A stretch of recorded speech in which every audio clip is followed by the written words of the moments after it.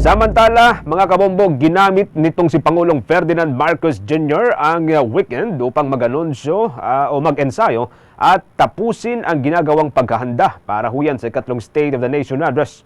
Ayon sa Pangulo, excited na siyang ibahagi sa mga Pilipino ang mga nagawa at gagawin pa lamang ng mga unang pamahalaan para sa hinaharap ng Pilipinas. Nagbahagi ng larawan ng Malacanang kaugnay po yan sa mga paghahanda ng Pangulo sa palasyo. Kabilang dito ang pagbabasa sa kanyang magiging talumpati at ang pagwawasto ng ilang salita na linalaman nito. Kaugnay nito, una nang sinabi ng palasyo na ang barong na gagamitin ng Pangulo ngayon pong araw ng kanyang State of the Nation Address ay produkto ng pagtutulungan ng mga artisan mula huyan sa Lukban, Quezon, Taal, Batangas at dyan sa bahagi ng Aklan. Kaugnay pa rin po nito, tiniyak naman itong si House Speaker Martin Romualdez na 100% kumpleto na at all systems go na ang Kamara de Representantes para sa State of the Nation Address ni Pangulong Ferdinand Marcos Jr. ngayong araw. Sinabi ni Speaker Romualdez na nagtakda sila ng isang engrandeng preparasyon para sa isang historic presidential address. Siniguro ng Speaker na nakahanda silang pakinggan ang mga accomplishment ng Marcos administration. Ipinagmalaki rin ng lider ng Kamara ang mahalagang papel ng House of Representatives sa pagbuo ng mga legislation at policies na nagpo-promote sa kapakanan ng bawat mamamayang Pilipino. Anya, excited na sila sa Kamara na pakinggan ang ulat sa bayan ng Pangulo. Giit pa nito, ang mahalagang address na ito ay magbibigay ng komprehensibong pangkalahatang ideya ng pag-unlad ng administrasyon at magtatakda ng yugto para sa mga hakbangin sa pambatasan sa hinaharap na humuhubog po yan sa landas na tinatahak ng Pilipinas.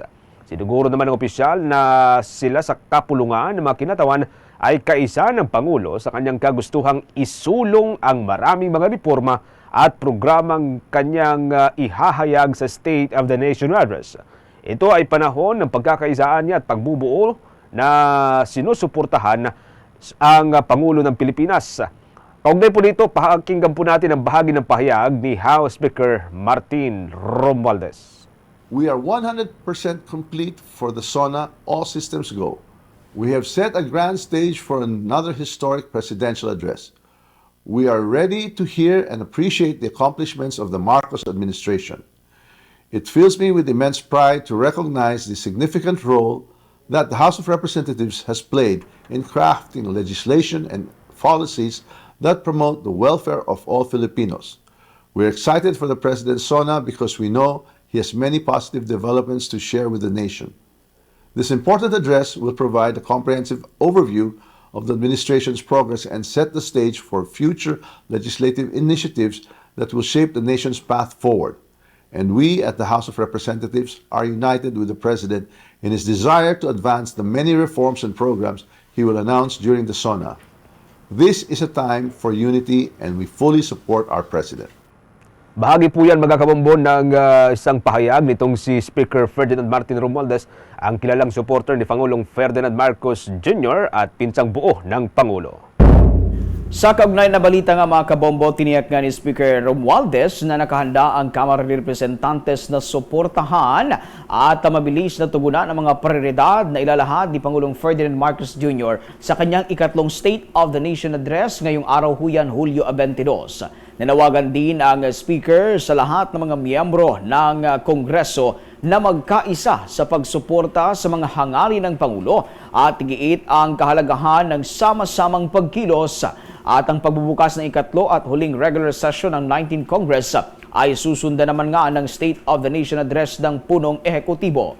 Naon na rito ay tiniyak nga ni Speaker Romualdez na bibigyang priority ng Kamara ang pagpasa ng pambansang budget para yan sa 2025 at ang mga natitiyang priority na panukalang batas na tinukoy ng Legislative Executive Development Advisory Council o LEDAC. Ayon pa sa mamabatas, hinihintay na ng Kamara ang iminungkahing 6.3 mahigit trilyong piso na National Expenditure Program na magiging bate naman ng General Appropriations Bill para yan sa taong 2025.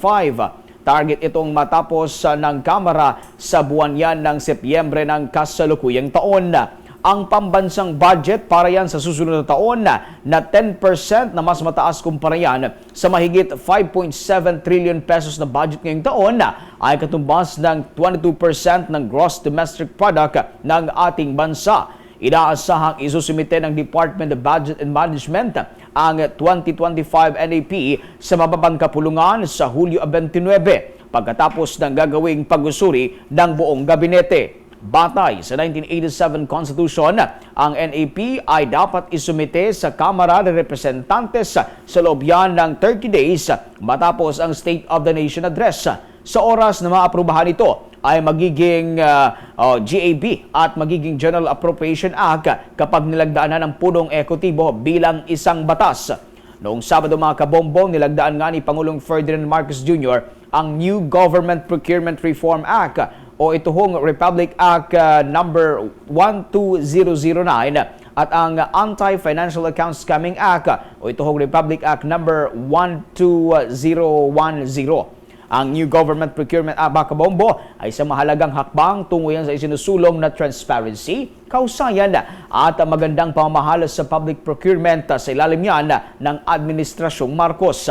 Habang ang AFSA naman ay isang mahalagang batas na mangangalaga sa integridad ng mga financial system ng bansa at mangangalaga naman sa publiko laban sa mga panluloko at anumang uri ng pandaraya.